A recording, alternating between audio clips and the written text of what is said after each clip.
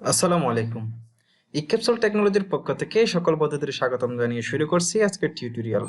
আজকের টিউটোরিয়ালের মুখ্য উদ্দেশ্য হচ্ছে কিভাবে মাইক্রোসফট ওয়ার্ডের মধ্যে কপি, পেস্ট এবং ফরম্যাট ফেন্ড করবেন সেই বিষয়টা। কপি করবেন কিভাবে, কাট করবেন কিভাবে এবং পেস্ট করবেন কিভাবে, এবং একটা ফরম্যাট করা লাইনকে আরেকটা ফরম্যাটে কিভাবে কাজ করবেন সেটা দেখিয়ে দিব আজকের এই ভিডিওতে। চলুন দেখি কিভাবে সেই কাজগুলো করা যায়। তো আমি প্রথমে দেখাবো হচ্ছে কপি। তার আগে আমি অবশ্যই আলোচনা করে নিচ্ছি কপি কি জিনিস, কাট কি জিনিস এবং পেস্ট কি জিনিস। কপি হচ্ছে আমার একটা সেন্টেন্স, একটা ওয়ার্ড অথবা যে কোনো একটা জিনিস XYZ যে কোনো একটা জিনিসকে হুবহু মিল রেখে একটা জায়গা থেকে আরেকটা জায়গার মধ্যে সমানভাবে কপি করা, মানে অবিকল তৈরি করা। তারপর হচ্ছে কাট হচ্ছে এক জায়গা থেকে সরিয়ে ওই জিনিসটাকে আরেক জায়গায় নিয়ে যাওয়া। পেস্ট হচ্ছে কপি এবং কাট করার পরে মানে স্থানান্তর, আমরা যেটাকে বলি স্থানান্তর করে যে একটা জায়গার মধ্যে আহ নিয়ে যাওয়াটা মূলত হচ্ছে পেস্টের কাজ। পেস্ট সে হচ্ছে শুধু নিয়ে যাওয়ার কাজটাই করবে। তো চলুন তাহলে দেখি। আমি প্রথমে কপি করব। কপি করতে গেলে আমি যে জিনিসটা কপি করব প্রথমে সেই জিনিসটাকে অথবা সেই ওয়ার্ডটাকে অথবা সেই সেন্টেন্সটাকে আমার সিলেক্ট করা লাগবে। সিলেক্ট করার পরে কিবোর্ড থেকে কন্ট্রোল C অথবা রিবন থেকে কপি, এখানে ক্লিক করার পরে এখানে একটা ড্রপ ডাউন মেনু চলে আসছে যেখানে লেখা আছে হচ্ছে Ctrl+C, এতে কিবোর্ড শর্টকাট কমান্ড। এই কমান্ড ক্লিক করলে আপনি কপি করতে পারবেন অথবা এখান থেকে ক্লিক করেও আপনি কপি করতে পারবেন। তো আমি রিবন থেকে কপি করে দেখাচ্ছি। কপিতে ক্লিক করলাম। ক্লিক করার পরে এখানে এই যে ফার্স্ট, প্রথমে এটা হাইড অবস্থায় ছিল, এখন সেটা জ্বলে উঠছে। তো আমি এটা কপি হয়ে গেল। কপি হওয়ার পরে আমি নিচে সেন্টেন্সের নিচে একটা এন্টার দিলাম। এন্টার দেওয়ার পরে এখানের মধ্যে আমি ফার্স্টে ক্লিক করব অথবা এখানে একটা ফার্স্টে যখন আমি পয়েন্টারটা নিছি, নিচে আরেকটা হচ্ছে কিবোর্ডের শর্টকাট চলে আসছে, এটা Ctrl+V। কিবোর্ড থেকে আমি Ctrl+V দিয়েও কিন্তু এখানে পেস্ট করতে পারবো অথবা আমি এখানে ফার্স্টে ক্লিক করিও পেস্ট করতে পারবো। আমি ফার্স্টে ক্লিক করলাম, পেস্ট হয়ে গেল।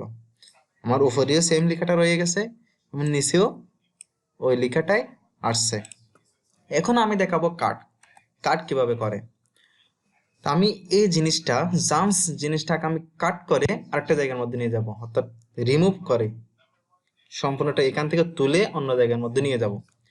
সেক্ষেত্রে আমি এই ওয়ার্ডটাকে সিলেক্ট করলাম। সিলেক্ট করার পরে আমি এখানে কাট কাট অথবা কিবোর্ড থেকে Ctrl+X, আমি কাটে ক্লিক করলাম। কাটে ক্লিক করার পরে অটোমেটিক এখান থেকে এই সেন্টেন্সটাকে রিমুভ হয়ে গেছে। আমি যে জায়গার মধ্যে নিয়ে যাব সেই জায়গায় মাউস পয়েন্টারটা রেখে ফার্স্টে ক্লিক করব। ফার্স্টে ক্লিক করলে সেটা এই জায়গার মধ্যে চলে আসবে উপর থেকে একদম রিমুভ হয়ে।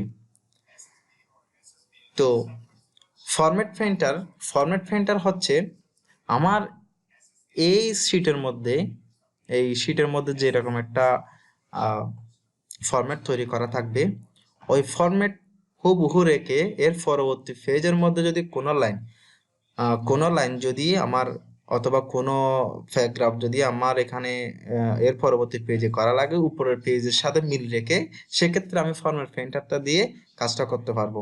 যেমন আমি এখানে দিয়ে দিলাম হচ্ছে ফন্টটা একটু চেঞ্জ করে দিলাম এরিয়াল। আমি এখানের ফন্টের নামটা চেঞ্জ করে দিলাম, তাহলে এটা সম্পূর্ণ একটা ফন্ট হয়ে গেছে। এটা আমি ইতালিক করে দিলাম, এটা বোল্ডও করে দিলাম। তো এটা হচ্ছে উপরের এই ফরম্যাটের চেয়ে ভিন্ন একটা ফরম্যাট। তো আমার কথা হচ্ছে আমি এই ফরম্যাটটা রাখবো না, আমি উপরের ফরম্যাট অনুযায়ী আমার নিচের লেখাগুলো হবে। সেক্ষেত্রে আমি এখান থেকে যে কোনো একটা ওয়ার্ড সিলেক্ট করলাম। ওয়ার্ড সিলেক্ট করার পর আমি ফরম্যাট পেইন্টারে নিয়ে নিলাম। তারপর এই জায়গার মধ্যে এসে পেস্ট করে এটা ক্লিক করে দিলাম। একদম সবগুলো চেঞ্জ হয়ে উপরেরটার মতো হয়ে গেছে। তো এটা হচ্ছে ফরম্যাট পেইন্টারের কাজ, মানে একটা ফরম্যাট উপরের ফরম্যাটটাকে হুবহু মিল রেখে নিচে আরেকটা ভিন্ন ফরম্যাটকে উপরের ফরম্যাটে রূপান্তর করার কাজই হচ্ছে ফরম্যাট পেইন্টারের কাজ।